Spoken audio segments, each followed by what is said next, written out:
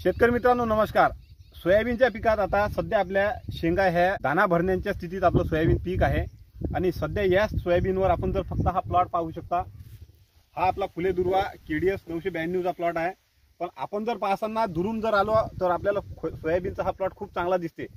पण ऍक्च्युअली मध्ये वास्तविकतेमध्ये सध्या वातावरण ढगाळ आहे, पाणी सतत पाऊस चालू आहे। या पाण्याच्या पावसात काय होते, जे अळी आहे या म्हणजे सोयाबीनवरील जे उपद्रव घालणार किंवा उपद्रवी जे कीटक आहेत यांचा आक्रमण भरपूर झालेला आहे।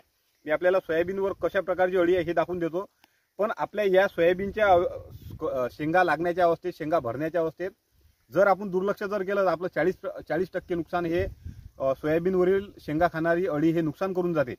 तर आपल्याला या अळीला कंट्रोल करणे किंवा हिचा नायनाट करणे फार आवश्यक असते। आणि मी आपल्याला थोडीशी म्हणजे या सोयाबीनमध्ये किती अळी आहे हे दाखवून देतो, कारण की 4 दिवस झाले पाऊस चालू आहे आणि अळीचं प्रमाण हे भरपूर आलेलं आहे। तर शेतकरी मित्रांनो मी यावर आपल्याला उपाय पण सांगेल। प्रत्येक उंगळ ॲग्रीटेक या YouTube चॅनलमध्ये आपलं स्वागत आहे। शेतकरी मित्रांनो बघा, मी आपल्याला सर्व उपाय पण सांगतो, कारण की शेंगा भरण्याच्या अवस्थेत आपल्याला अळीवर फार महत्त्वाचं नियंत्रण ठेवणे असते। या अळीसाठी आपल्याला पण तरी यामध्ये आपण 2 कॉम्बिनेशन घेत असतो। त्यामुळे हे जे सोयाबीन आहे यावर आपल्याला अळीचं प्रमाण कमी आहे, पण वातावरण हे अळीच्या म्हणजे लायक आहे किंवा अळीला पोषक असं वातावरण असल्यामुळे सध्या सोयाबीनवर शेंगा खाणारी अळी ही भरपूर प्रमाणात आहे। आणि हिचं आपल्याला नियंत्रण कसं करायचं मी सांगतो, पण त्याआधी अळी किती आहे हे तुम्हाला दाखवून देतो। तर आपण पाहू शकता अळी आहे। तर शेतकरी मित्रांनो आपण पाहू शकता या प्रकारची अळी आहे आणि हे सध्या आपली शेंगा खात आहे।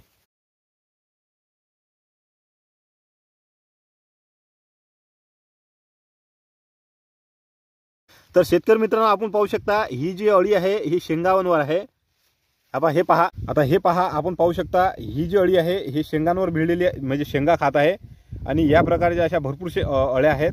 तर आपल्याला या अळीला जर आपण वेळेत नियंत्रण जर केलं नाही तर हे आपलं 40% ते 50% हे आपल्या सोयाबीनचं ह्या ज्या शेंगा आहेत हे 2 दिवसात फक्त रात्र दिवस 2 दिवसात 40% आपलं जे उत्पादनात घट आणायची हे करू शकतो। तर शेतकरी मित्रांनो पहा, आपल्याला सर्वप्रथम या अशा प्रकारच्या अळ्या आहेत, भरपूर अळ्या आहेत।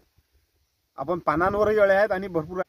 आपल्याला सगळ्यात प्रथम 2 मॉलिक्यूल घ्यायचे आहेत। एक आपल्याला गॅस पॉयझन घ्यायचा आहे, म्हणजे जसं एक प्रोफेक्स सुपर मिळते, प्रोफेनोफॉस प्लस सायपरमेथ्रिन, प्रोफेनोफॉस 40% आणि सायपरमेथ्रिन 4% प्लस याला एक इमामेक्टिन बेंझोएट 5% वाला घ्यायचा आहे, किंवा क्लोरोपायरिफॉस 50% प्लस सायपरमेथ्रिन 4% हे पण घ्यायचं आहे। किंवा त्यासोबत आपल्याला जर वाटलं तर कोरॅझोन घ्या, जसं आपण स्क्रीनवर पाहू शकत असाल। कोरॅझोन घ्या किंवा वायोगो घ्या बाहेर कंपनीचं, तुम्हाला जे वाटेल ते घ्या, पण गॅस पॉयझन हे एक कंपल्सरी औषधी ठेवा। जर आपण या समजा सोयाबीनवरती गॅस पॉयझन जर फवारणी केली तर आपल्या सोयाबीनच्या प्लॉटवरती गॅसचा हा लेअर होते आणि ही अळी कितीही खाली राहिली तर आपल्या प्लॉटवरती जर गॅसचा लेअर झाला तर हे आतमध्ये सहज मुरून जाणार। म्हणजे गॅस तयार झाल्यामुळे मरायचं म्हणजे एक तिला हे होऊन जाते आणि मरून जाते।